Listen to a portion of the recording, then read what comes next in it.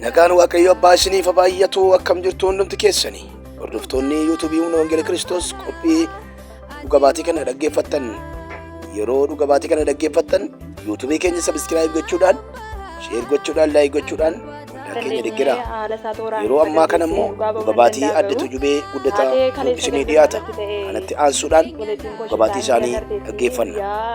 Torbe jimaata darbee gaafa sagantaa lafa kana irratti asutti jalqabee galgala akkuma kana amma tooraan isin kana tooraan nu garatu turan. Dhuga baatii baay'een qaba garuu inni ganaa walitti qabaman dhugaa baay'ee kan jira malee isaanitti meera. Garuu kana immoo bira darbuu waan hin dandeenyedha eddasii akka maatii takka kana nutti si Waaqayyoon galateeffadheeraan isilaa yoona akka seexanni jedhee fi akka diinni jedhee yoona sutaalan jira.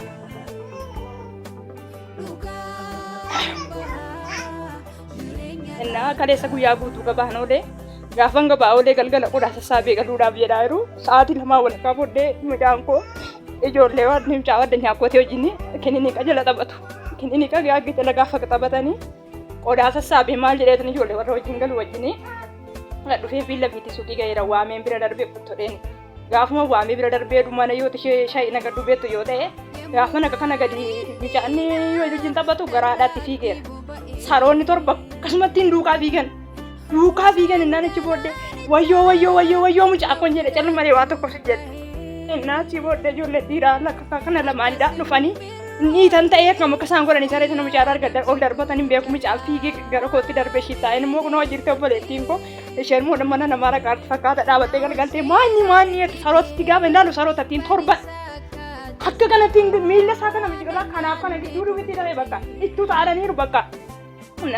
Yesuusin jedhe narra jirta mitiin jedhe gaafa jimaata sana immoo bira darbuuf utuu hin taane jimaata sana dhumarratti hunda keenyaaf tooraan kadhatanii waan karaa dhala keetti gadda uffisuudhaaf jedhe irraa dhaameera raan jedhu raajiin kun sagalee raajummaadhaan naa kadhatanii guyyaa gaafa sagantaa sun gaafa saaqamu kasaa diisan achiin booddeen ogalee kun obboleettiin bodaroon illee jirti daroo kas jedhanii karaa micaa kana loolume Waaqayyo gooftaan irratti hin dhiistu ati anatti dubbateera Waaqayyo garummaan irraa dhayeera naan jedhe sagalee Waaqayyo natti dubbateera Waaqayyo immoo narraa dhaan jedhe. Inna sa'aatii sanaan booddee sa'aatii lamaa walakkaa dhabeettu gulliitiidha qodaa sassaabee gaafa hin qabu sa'aatii sanatti amma utuu ka'ee bakka micaan sun akka kanatti iddoo lamatti sarootattiin sun akka miilla isaa kana qabdeen an sa'aatii sana sotaadha maali wajjin hangala Yesuusatti beektamti jireenya koo jedhee Waaqayyoon gaafa galgala galleedhu iraatii nyaannee nuun immoo sagantaa maatii galgala qabna obboleettiin koo jirti margibbii isaanii ingalateeffanne bakka maatiitti Waaqayyo gadda na hambisee maadha lalisee hin jedheen silaa yoona na sutaalan jiraamin jedheen silaa qeen keenya qee gaddaa ta'ee oole Waaqayyo isa dubbatee gidduu naa galee galateeffanna jenne eedas galateeffanne ranuu sagantaa dhaabbataa qabna galgala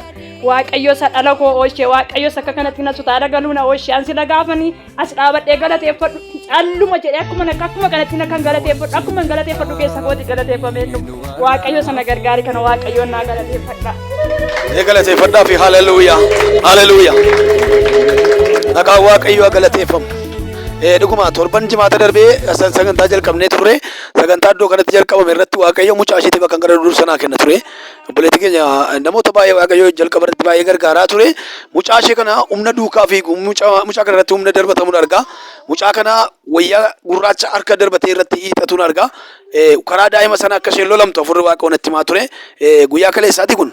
Kaleessa galgala sa'aatii tokko walakkaa iddiin qodaa sassaabee faarmaasii jala taa'anii taphatu amman qodaa sassaabee waan hundumaa sirradhee ijoollee wal waamne galutti qodaa sassaabee gaafanii kottaan gallaanii jedhu sarootattiin iddoo isheen nuftee sin beeku gadi buutee ta'ee achiin nuftee achi dhuftee sin beeku gaafuma akka kana bira darbuu gadi dhaqee jedhu micaan gaafanii ijoollee isaa micaa wajjin taphatu wajjin chaa waliin jedhanii inni gara haadha isaatiitti sokke gaafanni kun natti dhufu mucaa sana dhiisanii mucaa masa kan kooti duukaa torbaa ol ta'u yoonnaa badhee lakkaa jedhate torba ta'anii ma duukaa inni gigis.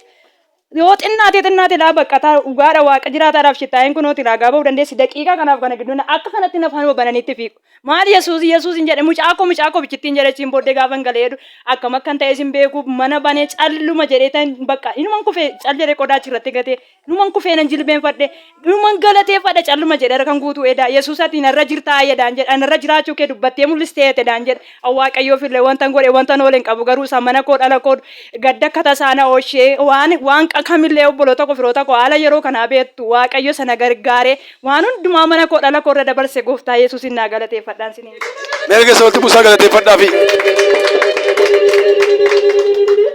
dhuga baatii ajaa'ibaadha. Waaqayyo obboleettii keenya eebbisu. Egaa Waaqayyo akka kanatti nama oolcha. Ameen.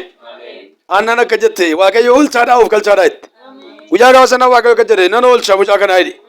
Akka sabatti buusaa galateeffadhaa Waaqayyoon. Hallelujah. Hallelujah.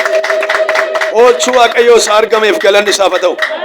Obboleettii keenyaaf Waaqayyo akka kanatti argamee torban tokko gidduutti milikkita kana agarsiisuudhaan humna isaatiin gidduu galeef Waaqayyo dhibee mucaa kana irratti dhufaa jiru rakkina mucaa kana irratti dhufaa jiru mucaa ijoollee wallaalaa akkuma warra kan keenyaa kana